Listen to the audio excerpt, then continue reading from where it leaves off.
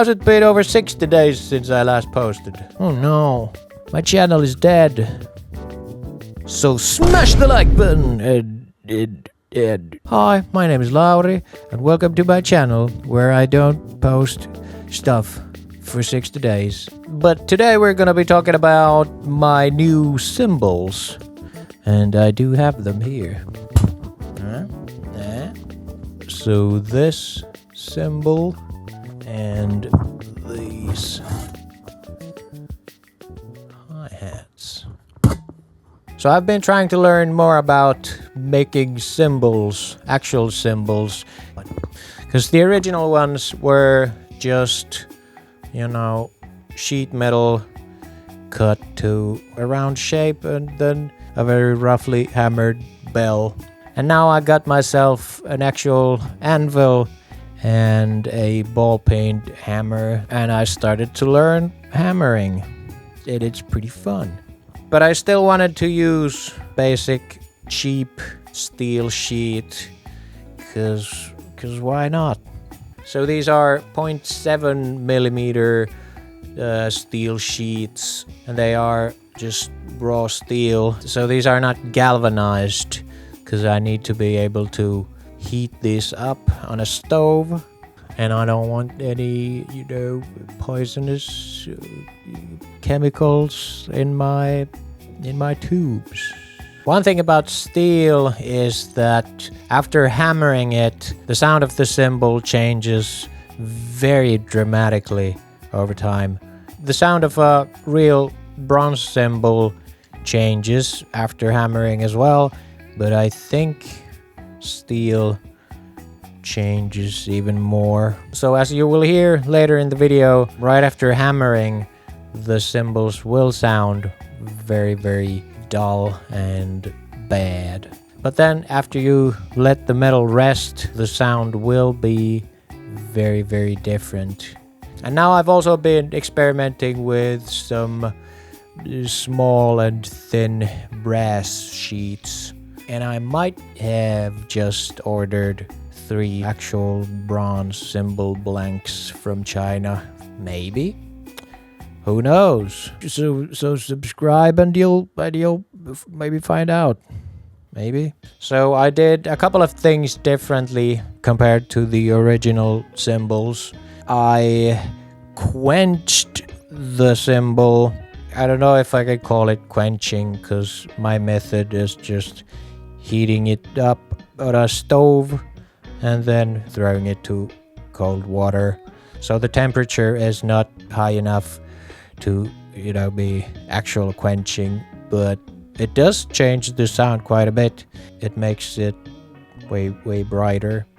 And then of course I did not hammer the original cymbals, so the shape is not, well, okay, this is now kind of fucked, but there is actually a little bit of a cymbal shape to these, and the sound becomes much more complex when it's hammered.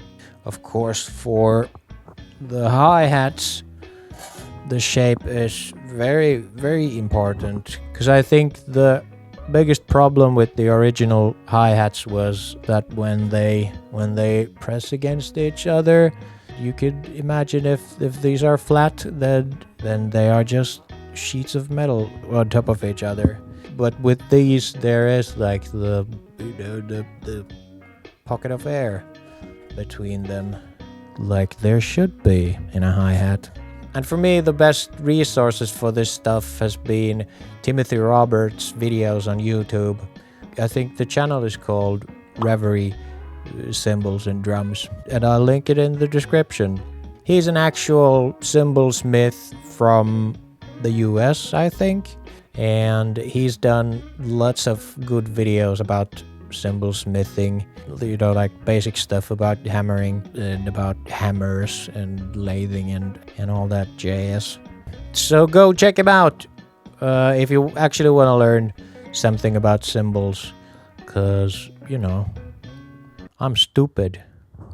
Surprisingly, these sound kinda okay-ish for what they are. The steel does have a very harsh and nasty sound that you probably can't do anything about, but they are very, usable in music.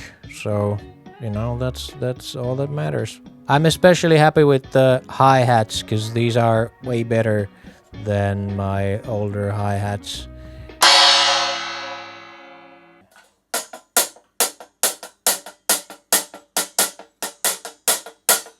Okay, that's it. Now, let's go and see how I made them.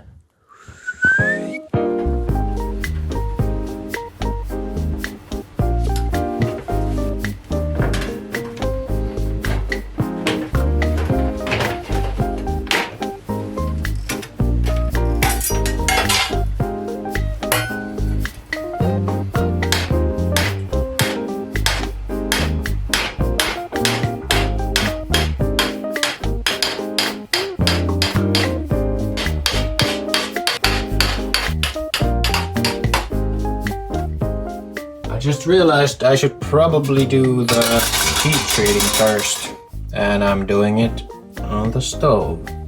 So what we do is we heat one of the cymbals as hot as we can get it, and then we throw it in the cold water. So now we'll put water in the sink. Yoo-hoo! And I'll eat some carrots.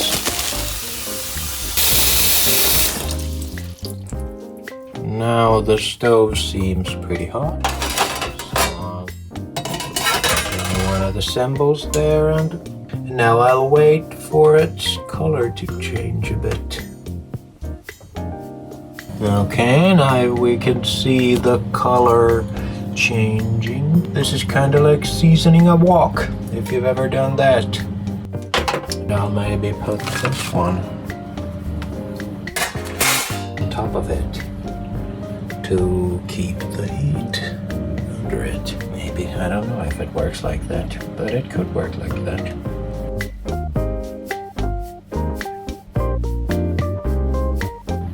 Okay, this seems to be working. It's bluish almost all over the thing.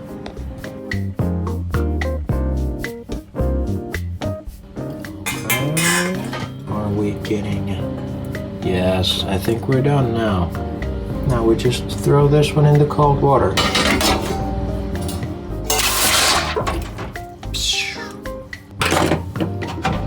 Take it out. And now it's a little bit stiffer.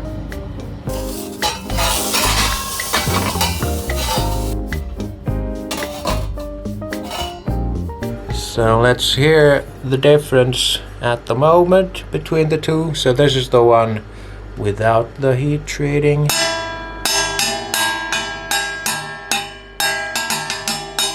And then here is the heat treated one.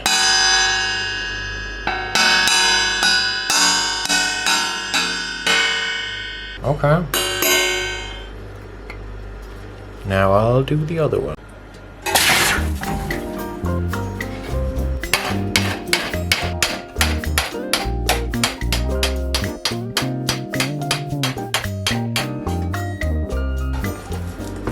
Now there's starting to be a little bit of a, almost kind of like a bell forming, but now that we've gone, around the thing, we're gonna hammer on this side, so we're gonna push the bell over here.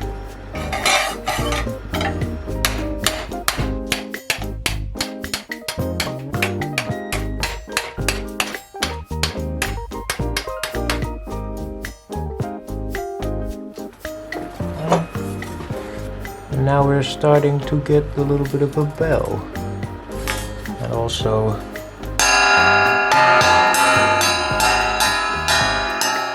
it's starting to sound more like a cymbal. But now we'll just continue.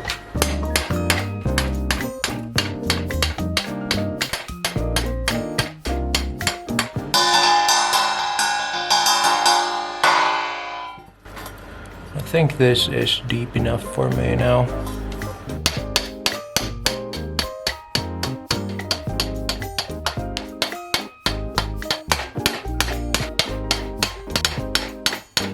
I think the bells are done now.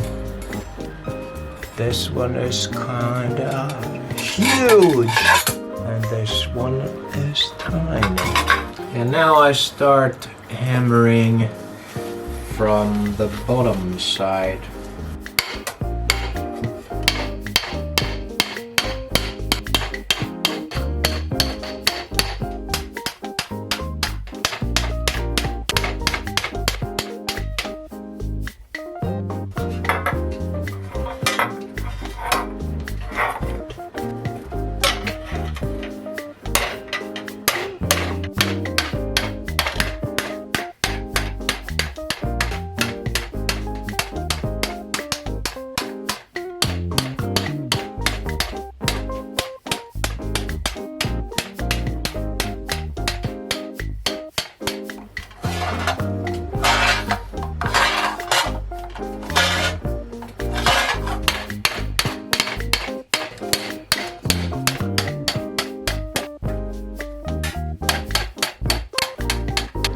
Okay, this is the situation now. It's very much probably over hammered because I don't know how to do this, and it was very hard to get the shape even close to something uniform, and it's still pretty bad. And I tried to concentrate a little bit more on this area, because then the shape of the cymbal becomes such that it's a bit more washy. I think, maybe, I don't know. The fuck do I know? But this is what it sounds right now. It sounds very, very bad. But we'll have to let the metal rest for a while, and then it will be brighter. I don't understand it. There's some physics happening. This is the second one. Can't wait to hear them a bit later.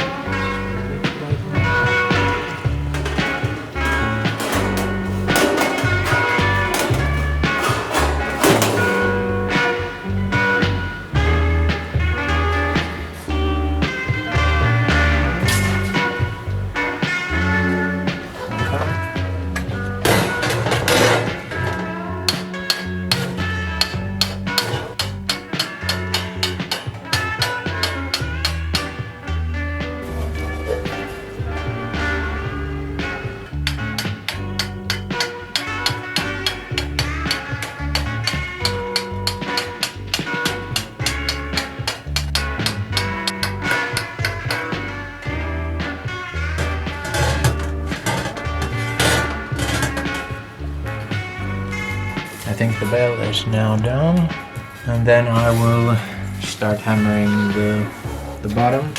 I made some markings, and these are just so I can see where I am when I'm hammering it.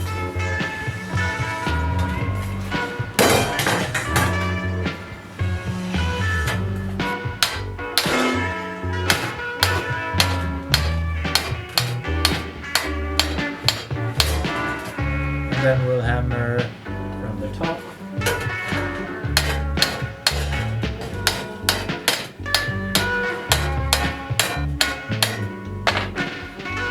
So I did hammer very, very lightly. I will hammer a little bit more, and I think I will concentrate on this, the bow section, so this section, because hammering the edges might dampen all the sustain out of this. See what happens.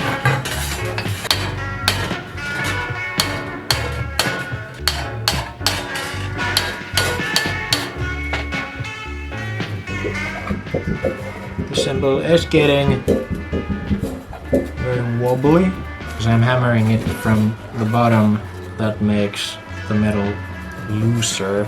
So I think I will hammer a little bit more on the top of the bow area.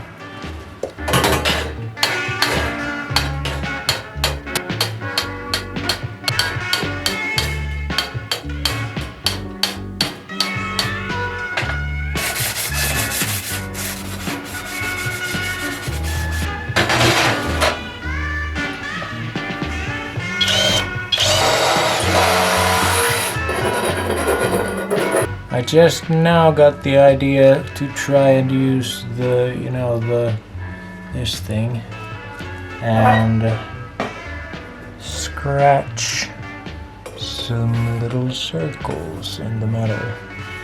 I don't know if this affects it in any way, but I will try it.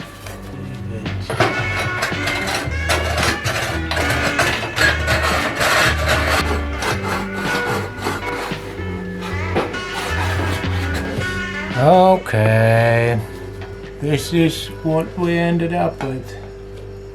Cool. Now let's go and hear what the cymbals sound like with my DIY drum kit.